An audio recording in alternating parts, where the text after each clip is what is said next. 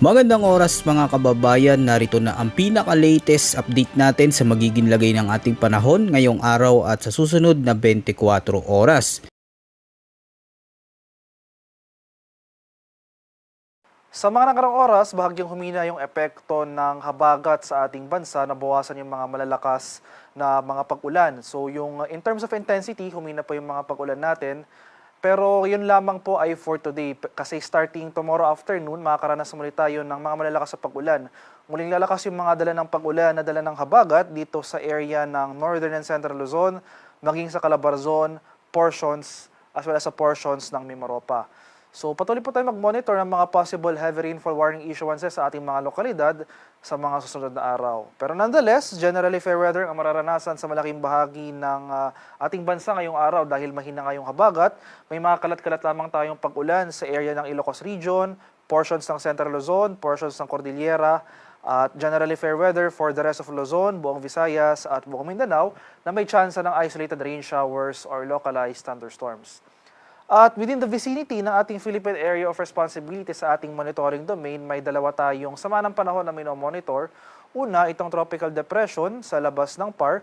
Huling namatan kaninang 3,105 kilometers silangan ng northeastern Mindanao. At may isa pa tayong binabantayan ng low pressure area. Latest location naman kaninang hapon sa layong 2,335 kilometers east-northeast na extreme northern Luzon. So inuulit ko po, no, itong dalawang sama ng panahon na ito, walang magiging epekto sa lagay ng panahon ng ating bansa sa mga susunod na araw. So for the next few days, yung magiging dominanting weather system pa rin natin, itong epekto ng ating southwest monsoon habagat na siya magpapaulan sa malaking bahagi ng Luzon as well as itong western portion ng Visayas. At ito po yung ating latest weather advisory issue fall outlook sa mga sunod na araw. So makikita po natin, nakalagay po dito, simula bukas ng hapon hanggang sa Lunes ng hapon, makakaranas tayo ng mga pag-ulan. So tulad nga po na nasabi ko kanina, maglalakas muli yung mga pag-ulan na dala ng habagat starting tomorrow afternoon, na kung saan posibleng umabot yung ating 24-hour rainfall up to 100 millimeters sa mga lalawigan ng Pangasinan, Zambales at Bataan. Asahan natin na patuloy ang paglakas ng habagat na kung saan by Monday afternoon to Tuesday afternoon, mas rarami pa yung mga area sa saklaw or makakaranas ng mga malalakas sa pag-ulan na dala ng habagat. Posibleng umabot up to 100 mm sa mga pag-ulan sa mga lalawigan ng Ilocos Sur, La Union, Benguet, Pangasinan, Zambales, Bataan, Cavite, Batangas at Occidental Mindoro. Kaya over these areas, kahit na wala po tayong inaasahang mga sustained na pag-ulan for the next 24 hours, sa mga susunod na araw dahil po sa muling paglakas ng habagat, asahan natin yung mga malalakas na pag-ulan, maghanda po tayo at maging alerto sa mga possible flooding or landslides. So para sa magiging lagay ng panahon bukas ito sa Luzon, so generally western section ng Luzon, so Ilocos Region, Cordillera, portions ng Central Luzon, maging dito sa Metro Manila, Cavite, Batangas, Occidental Mindoro, ay makakaranas tayo ng maulap na kalangitan na may mga kalat-kalat na pag-ulan at thunderstorms. Samantala sa nalalabing bahagi ng Luzon, particular na sa Central and Eastern provinces ng Luzon, generally fair weather ang ating inaasahan, bahagyang maulap hanggang sa maulap na papawirin. Sasamahan lamang yan ng mga isolated rain showers or localized thunderstorms. Sa area ng Palawan, Visayas at Mindanao, wala rin tayong inaasahang mga sustained na pag-ulan.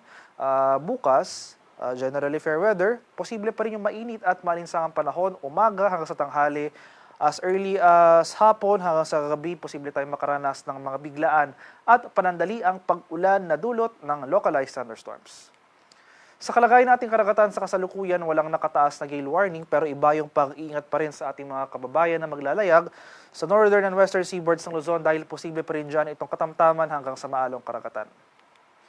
At para naman sa ating weather outlook sa mga susunod na araw, so simula Lunes hanggang sa Miyerkules, mapapansin po natin, most of Luzon makakaranas muli ng maulap na kalangitan at mga malalakas at posibleng tuloy-tuloy na pag-ulan, especially dito sa area ng Northern Luzon, sa syudad ng Baguio City. So for today, no, today possibly until tomorrow ng tanghali, wala tayong inaasahang mga sustained na pag-ulan, pero as early as tomorrow afternoon, magsisimula yung mga malalakas sa pag-ulan na dala ng habagat at posibleng magtagal yung mga pag-ulan na ito, particularly over Luzon hanggang sa araw ng Miyerkules. Kaya maghanda po tayo at maging alerto sa mga banta ng pagba at pagguho ng lupa, lalong-lalo na sa mga low-lying at mga susceptible areas.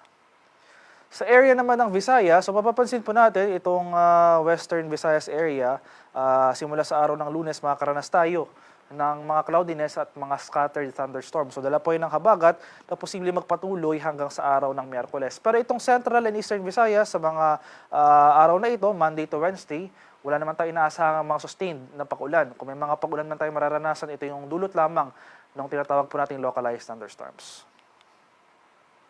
Sa area naman ng Mindanao, simula sa araw ng Lunes hanggang sa Miyerkules, generally fair weather pa rin ang ating inaasahan. Wala tayong inaasahang direct effect ng southwest monsoon o yung habagat over these cities. So generally fair weather, mainit at malinsangang panahon, mataas pa rin yung maximum temperature sa ating posibleng maranasan. At pagsapit ng hapon hanggang sa gabi, nandyan yung mga pag-ulan na dala ng localized thunderstorms. Haring araw sa Kaminalaan ay lulubog mamayang 6:19 ng hapon, sisikat naman bukas sa ganap na 5:42 ng umaga.